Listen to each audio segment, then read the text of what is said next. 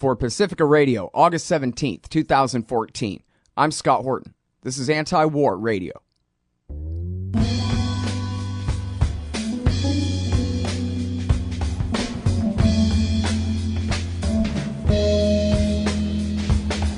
All right, y'all, welcome to the show. It is Anti-War Radio. I'm your host, Scott Horton, here every Sunday morning from 8:30 to 9 on KPFK 90.7 FM in L.A.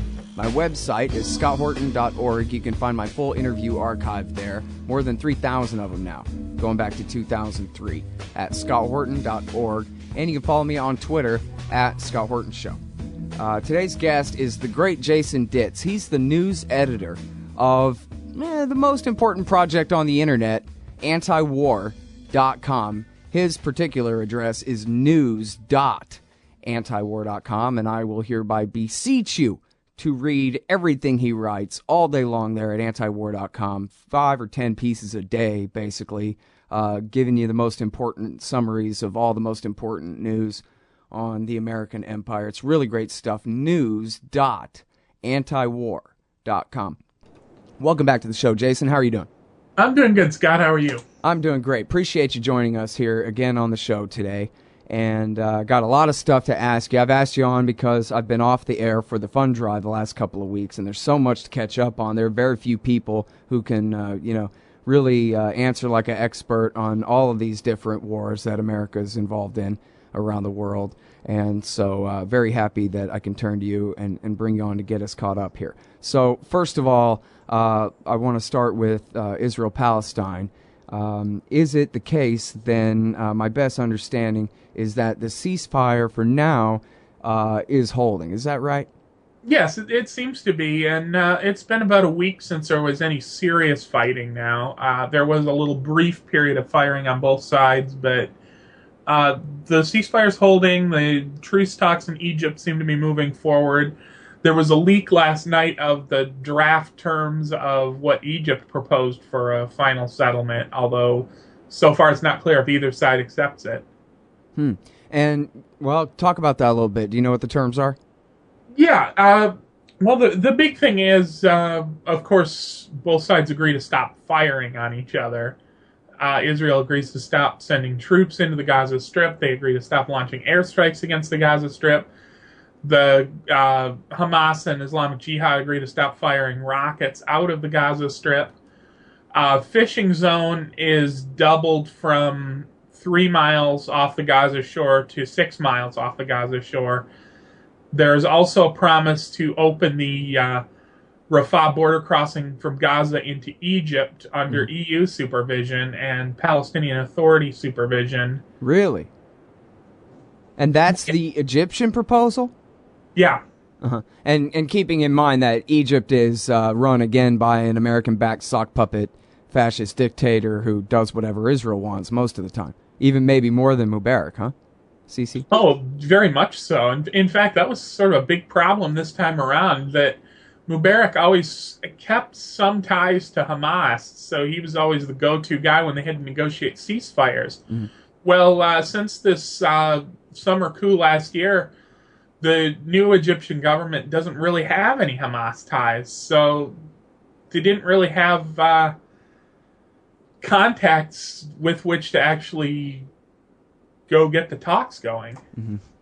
Yeah, so it's taken that much longer to work these things out. But that sounds like a pretty generous proposal, relatively speaking.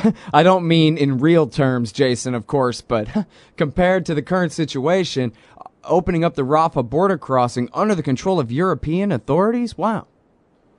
Right. And that means, in essence, that the Egyptians and the Israelis can't just close it like a light switch whenever they feel like, right?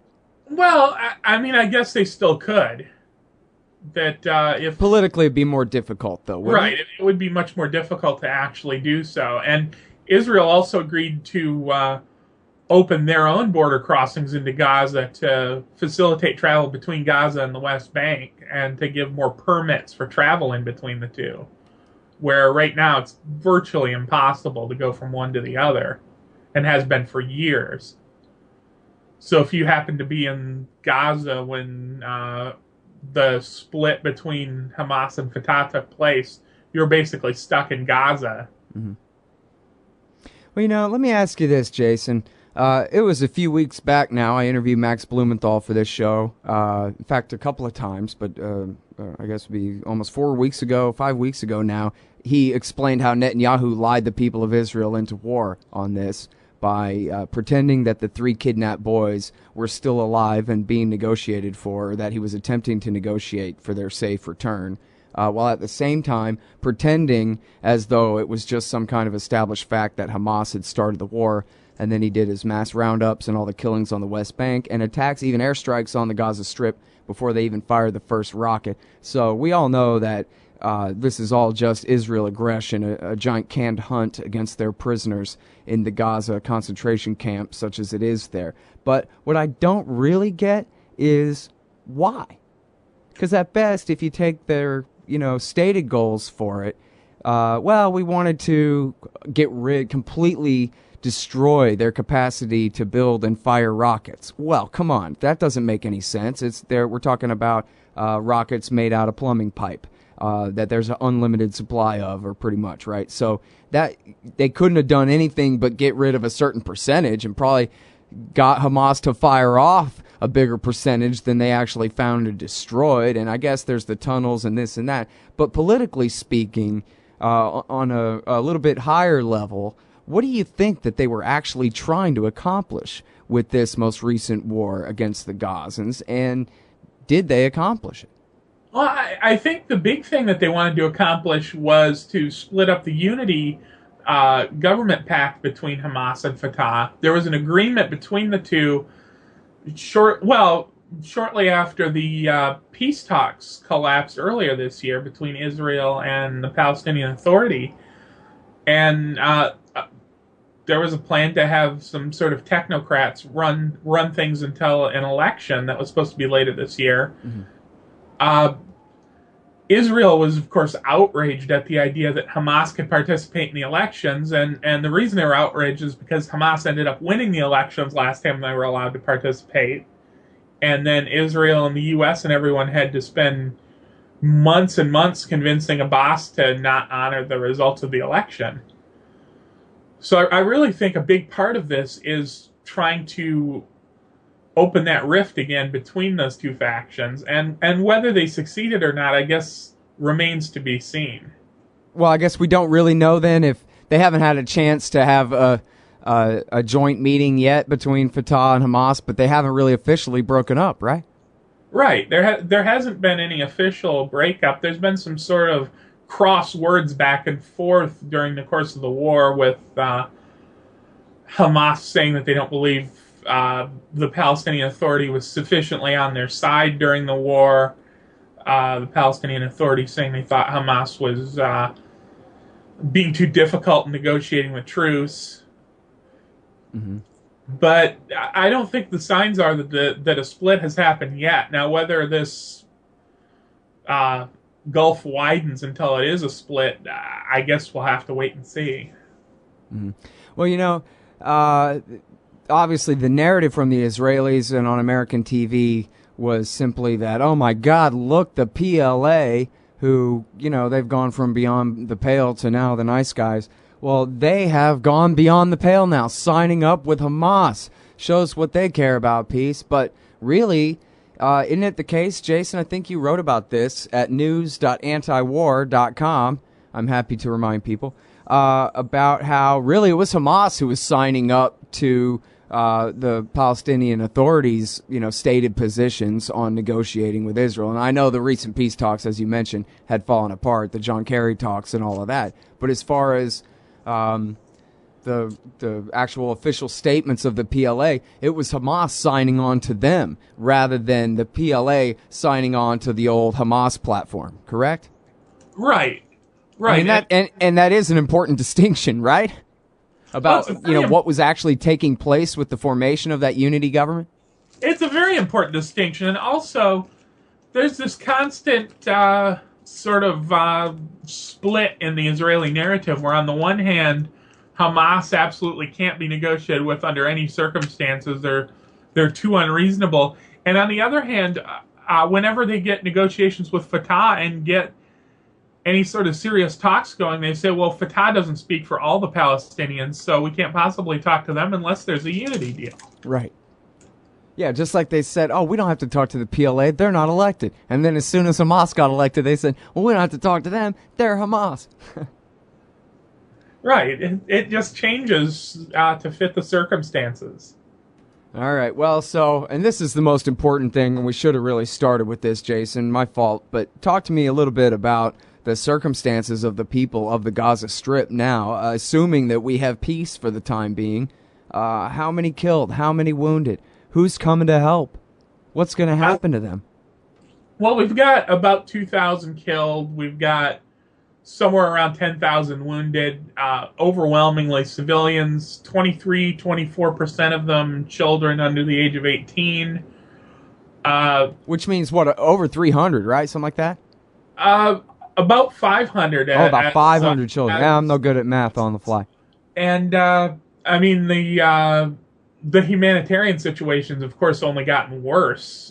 The Strip's been under siege for 7 years, and now there were airstrikes hitting it for almost a month. So it's only gotten worse. The power plant was hit, major damage there. They're saying they don't think Gaza's only power plant will be able to generate any electricity for at least a year.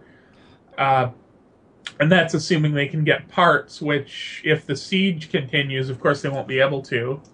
That's also hindering their ability to pump fresh water. So there's a lot of water rationing going on in Gaza City right now. And it's just a real mess.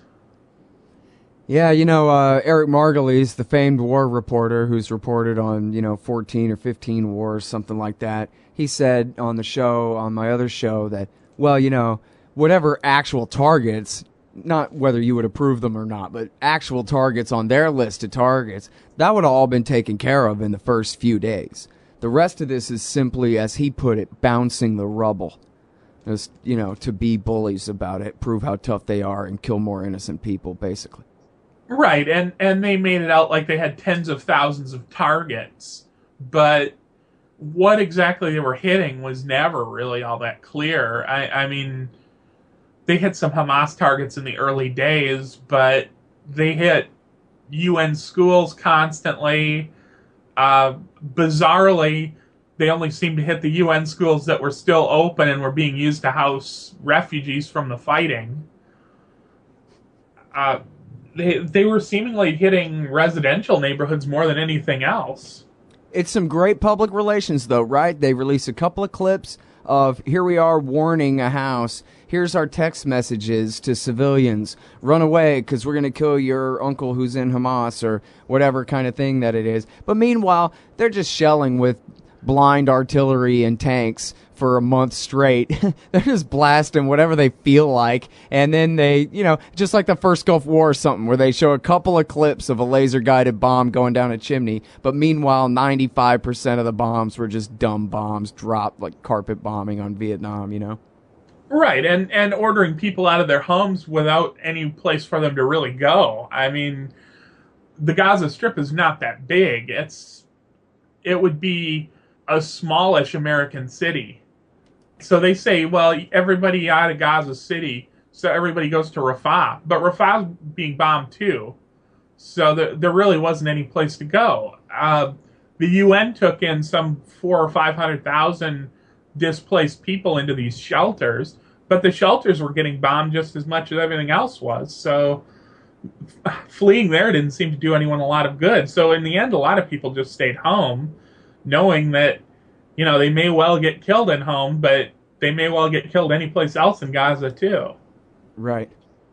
Yeah, and when they're bombing UN schools and bombing the power plants, all the infrastructure in the country, you can't, I guess they can keep claiming it, but they can't get anybody to believe them anymore that, that must have been a stray Hamas rocket, or that must have just been an accident, or whatever. You don't accidentally take out the power plant.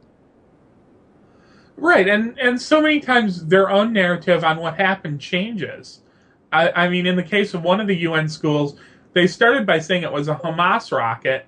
Then they said, well, maybe we did it, but it was an accident.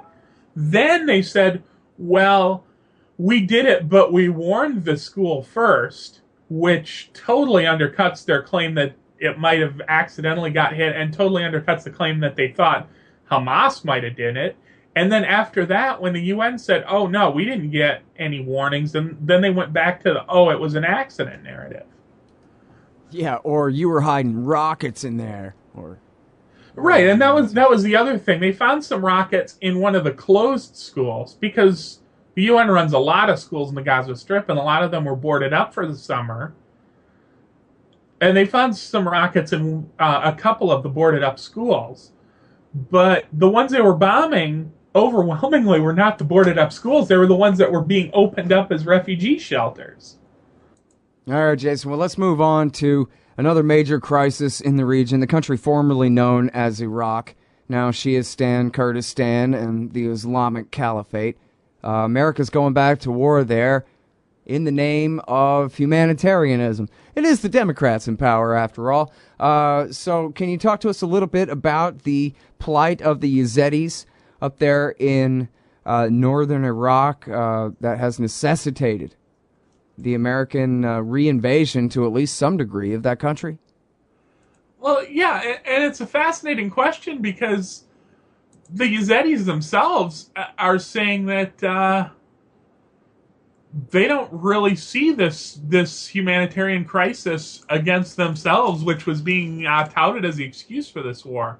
The claims of 40,000, 50,000 Yazidis trapped on a mountaintop turned out to be just complete nonsense. The Kurds have been pushing this narrative of imminent genocide, but there really wasn't any evidence to back it up. The U.S. went into the war on that pretext, and having found when they got some troops up onto the mountain that there weren't nearly so many people, and the people that were there were mostly people that were already living on the mountain, they're just looking for a new justification now. And that is just amazing, you know. I thought something was funny there when no one seemed to be asking the follow-up question, well, how come ISIS can't climb the mountain? What exactly is going on there? They never really said. And so, I mean, it sounds like, you know, there really was a pretty significant molehill here, but they turned it into a mountain and a fake casus belli with just the snap of a fingers. Sure, and a lot of Yazidis did flee the area when ISIS got there, but they didn't flee to the top of a mountain where they would get trapped. I mean, that doesn't make sense. They fled into Kurdistan. Right. Or they fled south into the Shiite areas. Yeah, it's just absolutely amazing. And then they went from, we're going to save the Yazidis, to, oh yeah, also we're going to protect Erbil, the capital of Kurdistan, and oh yeah, also we're drawing a line around Baghdad. And then in 2 days' time, from last Thursday to last Saturday, they went from the Yazidis to we will deny a safe haven to the Islamic State. And in fact, the way they put it, they're not even just saying we will regime change the Islamic State and we will drive them out of power in Mosul. They're saying we won't even let them be an insurgency anymore. I mean, no safe haven. That's the doctrine for keeping American soldiers in Afghanistan for the last 10 years in the name of less than 50 Arabs that may or may not be running around somewhere. Right, and it's really remarkable just how quick this all escalated, and that the administration continues to say with a straight face, oh, there won't be any combat troops, though. Even though we've already got talk from the governor of the Anbar province 2 days ago saying he's already made a deal with the United States that, in fact, will include combat troops on the ground in Anbar province and airstrikes there as well. Which is just madness. I mean, you would think that the army generals would be kicking and screaming about this. Or I guess maybe they figure, you know, their guys bled so bad for Iraq, they deserve to keep it and are mad that they ever were forced out in the first place. It seems at this point they would want nothing to do with going back there. Right, and especially the Anbar province, because that was the worst part during the last American occupation. It was a site of several terrible battles in Fallujah. It was the site of the Haditha massacre. I mean, if there's any place in Iraq that U.S. troops would not be welcome, it would be the Anbar province. And yet that seems to be where they're going first. Yeah. Well, and just look at it. You know, when they say, I love all the top newspapers running this big headline. Generals say airstrikes won't be enough to dislodge these guys. Yeah, of course, that's true. You probably couldn't even force them out of power, much less completely break them and get rid of them with only airstrikes. But the last time, like you said, the last time we had a full-scale occupation, they never were welcome, even that whole time they were there. The best they could ever do about these mujahideen was bribe other Sunnis to turn on them and do the fighting for them, at least lead them to, who needed to be killed, but at the cost of hundreds and hundreds and hundreds of guys, thousands of guys. And so, after the awakening, the Islamic State, Al-Qaeda in Iraq, was driven underground for a little while. And yes, they've had a lot of help from America in Syria, as we've talked about all this time too. But now they're back. They're 10,000 strong. All the Army and Marine Corps killing Al-Qaeda in Iraq for years on end in Iraq did not get rid of them either. So I don't see any reason to believe if they re-invade and try to find, every kook with a black mask and a Toyota truck and kill them, how far is that going to get them? 10 feet down a 10-mile long road? Right, and CNN had Bob Baer on a few days ago talking about this, and he's not always all that great on war, but I thought what he said was very telling. He said he thought it would take 1 million troops 100 years to handle this. Yeah, and we don't have 1 million troops, and we certainly don't have 100 years to have them parked in Iraq. Yeah. Well, and, Bob Baer, for those not familiar, former CIA officer and now commentator for CNN, he also said that if we bomb now, all we're going to do is turn them on the American people. Take their attention, especially if we drive them out of power, and the Americans get all the blame for whatever bad stuff happens to their caliphate from here on out. That's just going to turn them against the American people more. It's not going to get rid of them. It's just going to make people in our hometowns targets. Right, and we're already starting to see that. We saw some comments from Al-Qaeda in the Arabian Peninsula yesterday urging their followers to attack U.S. targets, specifically in retaliation for the U.S. airstrikes in Iraq. Right. Yeah, on one hand, they're celebrating. Yes, perfect. The Americans are such idiots. They fell right into our trap. Now we're fighting the Americans, which is the best PR they could possibly hope for. And they said, oh, yeah, by the way, we're coming to kill you. Right. It couldn't work out better for them. You couldn't have done this better if you planned it. Yeah. And like you said about Bob Baer, he's not necessarily all that good on war compared to a lot of former CIA officers we talked to. I know, for example, Phil Giraldi, Ray McGovern, Michael Scheuer, they are all saying, stay the hell out of there. They're all saying ISIS really isn't a threat to America unless Obama does what he's doing now. Oh, great. So they're even more adamant than Bob Baer.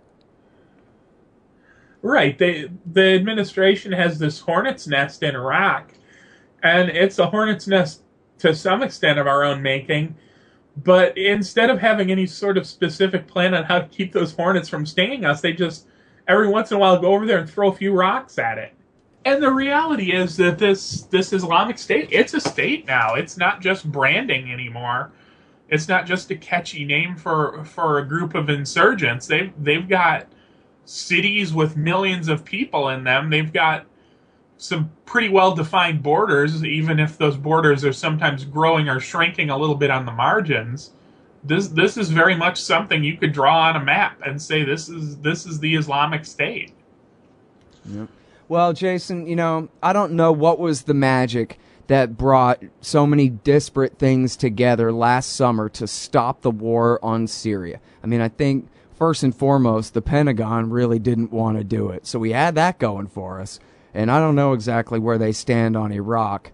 I could see the Air Force wanting to go, but it seems like the Army and the Marines would be reluctant now. I don't know. But I wonder if you have an opinion about what activists can do here to try to really, nip this thing in the bud before it just grows completely out of control. I mean, as you've said, it's already begun. The airstrikes have begun. Special forces and CIA are there. More, and Marines and Army are there, and more coming.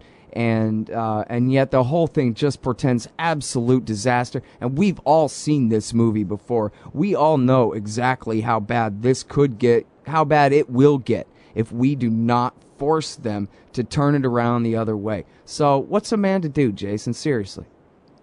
Well, I wish I knew for sure. I mean, certainly calling your congressman and telling them you oppose that war and that you expect them to oppose the war will help. But unlike Syria, where President Obama basically was forced into seeking congressional authorization and then realizing that he wasn't going to get the authorization, scrapped it, he went into this war more or less unilaterally. He took the Yazidi excuse, which wasn't true in the first place, announced an air war, and they're already in.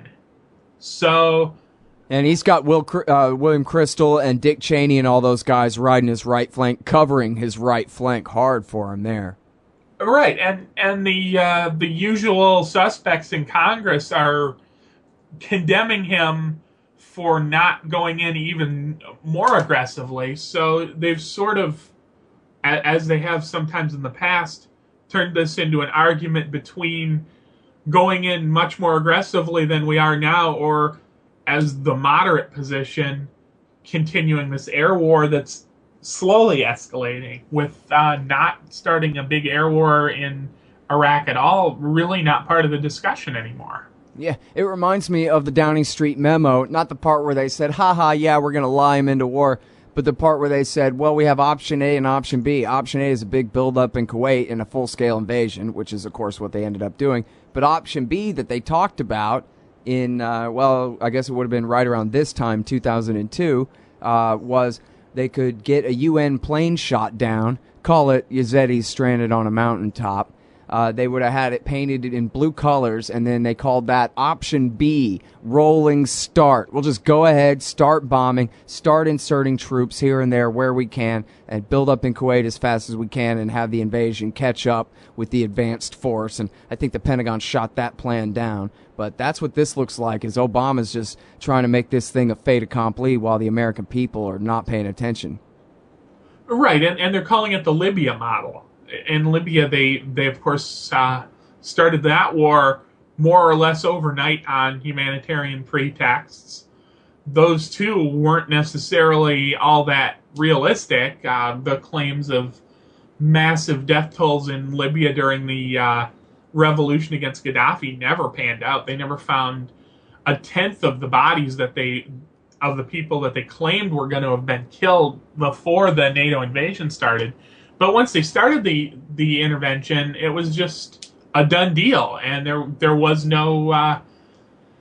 Even though Congress probably would not have given them an authorization at that point, the administration argued, "Well, we don't need one. We're already in there. There's no reason to authorize a war that's already started." This was a NATO operation in Libya, and they were saying, "Well, because it's a NATO operation, we're obliged to continue it because we're a member of NATO." And this time, there's not that, but there are plenty of other excuses to say, well, look, you can't uncrack an egg. We've already started bombing ISIS. We've already stirred up this hornet's nest, and that it's simply too late for them to even ask for Congress to approve it. And that's never really been mentioned by the administration as something they're even considering. Instead of seeking congressional authorization, they've only said that, well, we'll keep Congress informed whenever we escalate. All right, well, Jason, I'm sorry we got to stop it there. We're just all out of time, but thank you so much for coming back on the show with the bad news here. Sure, thank you for having me.